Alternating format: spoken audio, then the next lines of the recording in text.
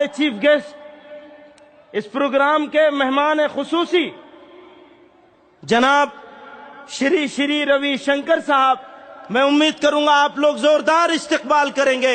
ये बहुत बड़ी शख्सियत है, हम इनका इस्तकबाल करते हैं और ये उम्मीद करते हैं, ये उम्मीद नहीं बल्कि यकीन है कि कौमी यकजहती का ये काफिला आप जैसे लोगों की सरबराही में आगे बढ़ेगा और मुल्क तरक्की करेगा। तशरीफ लाइए।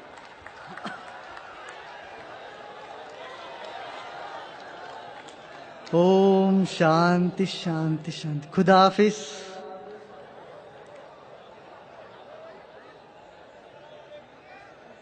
मुझे बहुत हर्ष हो रहा है इस दिन का। मैं कितने महीनों से, सालों से इंतजार कर रहा था। इस तरह के हम एक जो वातावरण बन गया है दुनिया में, जिसमें आतंकवाद को खास मुस्लिम कौम के साथ जोड़ दिया जा रहा है, इस बात को हमें अलग करना है। और आज मैं बहुत खुश हूं और आप सबको प्रणाम करता हूं। यहाँ जितने बड़े बड़े हमारे उलिमा लोग बैठे हैं, स्वामी अग्निवेश जी हैं, यहाँ के चीफ मिनिस्टर साहब बैठे हैं, कि आज हम ये जो एक गलत फहमी फैल गई है, उसका मुकाबला करने के लिए सब जुड़ करके एक आवाज से आगे बढ़ेंगे।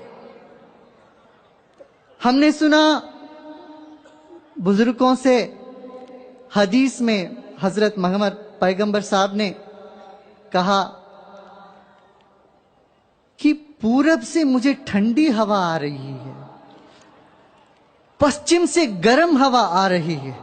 आज हम ये करेंगे कि ये ठंडी हवा बनाए रखेंगे हम लोग। पूरब का ठंडी हवा पैलेस्टीन तक पहुंचेगा। प्यार और मोहब्बत का लहर हम लोग छोड़ेंगे पूरी दुनिया में। जब इराक एक बार कोई भी जाके आते हैं, वो चैन से सो नहीं सकेंगे। इतना दर्द उठता है किसी भी, या दर्द न उठे तो वो इंसान नहीं है। 7 लाख महिलाएं विधवा हुई है। क्या कौम था, क्या एक शानदार शहर था। आज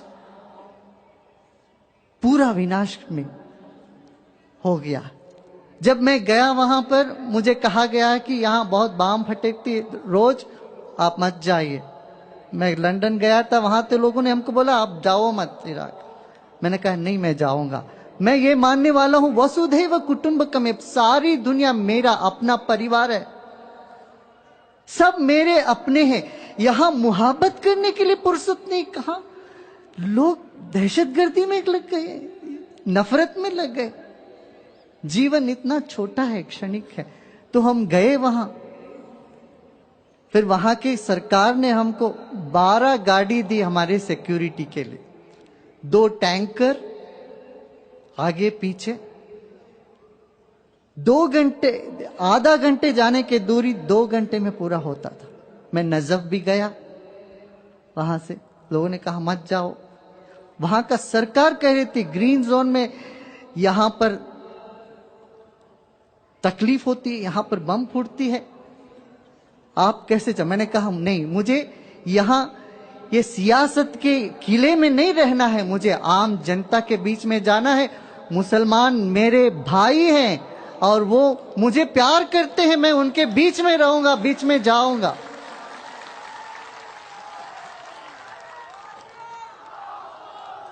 मैंने कहा मैं किसी की वफादारी पर शक बिल्कुल नहीं करूंगा, ताकि हम शक करेंगे तो वो हमारा कमजोरी है, उस व्यक्ति का नहीं है।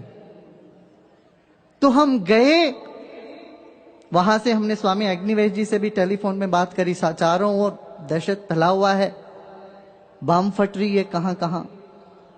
हम गए, वहां के शिया काउंसिल के लोगों ने हमको ऐसे गले लगाए, बोले गुरुजी यहां से लोग तो भाग रहे हैं, ऐसे मौके पर आप यहां आए हो, ये आपका दूसरा घर है। गले लगाया हम। मैं गया वहां रेड जोन में, मैंने कहा मुझे कोई सिक्योरिटी की जरूरत नहीं है, ऊपर वाला है मेरे साथ। जैसे आपने बताया, ऊपर वाले से जो भरोसा रखता है, विश्वास करता है, उस एक नूर को अपना मानता है, उससे जुड़ जाता है, फिर हमारा देश का जो कहावत है, सत्यमेव जयते, सत्य का जीत जरूर होएगा। तो हम गए, उन वहां लोगों से बातचीत करी। हमने कहा भाई शिया सुन्नी एक हो जाओ, लड़ना नहीं हमें। तो एक गांव से 8,000 सुन्नी परिवार को शिया लोगों ने बाहर कर दिया। मैंने वहां जाके उस उलेमा को, वहां के सियासत को, बड़ी बड़े शख्सियत को लेके फिर शिया के गांव में गया। हमने कहा देखिए दोनों शिया सुन्नी दो आंख जैसा है इस्लाम का, दो आंखों में एक ही नजर है, दिखता एक ही है दृश्य, मगर आंख तो है, हमें आपस में एक होके रहना। तो उन लोगों ने स्वागत की। फिर वापस वो परिवार वहां आके बसने लगा। ये एक छोटा सा गांव की बात मैं कह रहा हूं, मगर ऐसा तो बहुत है।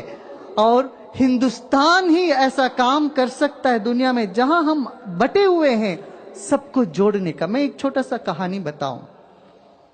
एक दर्जी था, उसका बहुत नाम था, लोग उनके पास जाते थे, सलाह मशवरा करते थे, अपनी तकलीफ उसको बताते थे, वो कुछ सलाह देता था, देते थे, वो ठीक होता था, लोगों को अच्छा लगता था। एक काउंसलर समझे, उस दर्जी के पास एक युवक गया, कुछ संदेश दीजिए। उसने एक सुई उठाया, अपना टेबल से सिर पर लगाया, और कैंची दो था वो पांव में लगा दिया, उसने पांव के नीचे रख दिया। तो मैंने बोला संदेश दीजिए। मैंने कहा मैंने दे दिया। क्या? सुई को मैंने सिर पर लगाया, क्यों? सुई जोड़ता है, और कैंची काटती है, तो मैंने पांव के नीचे लगाया। ऐसे दुनिया में हम करें, जो काटते हैं लोगों को उनको नीचे रखें, और जो जोड़ते हैं उनको सलामत करें, तो एक करें हम। एक युवक आया था हमारे पास, हिंदू युवक, बोला था हिंदू धर्म खतरे में, आप सब धर्मगुरु क्या कर रहे हैं? कुछ भी नहीं कर रहे हो। मैंने कहा भाई कितने हजारों सालों से हिंदू धर्म चला आ रहा है, तुम क्या समझते हो? खुदा मर गया, ईश्वर मर गया, तो तुम्हें उसको बचाने की बात कर रहे हो? भाई वो ईश्वर जिंदा है, जब तक ईश्वर जिंदा है उसका दिया हुआ हर मजहब, हर धर्म जिंदा रहेगा। हमें इस तरह की दहशत नहीं फैलानी है कि धर्म खतरे में है, इस्लाम खतरे में है, हिंदू धर्म खतरे में है। इस तरह से हम खतरे की बात करते आपस में बटे जा रहे हैं।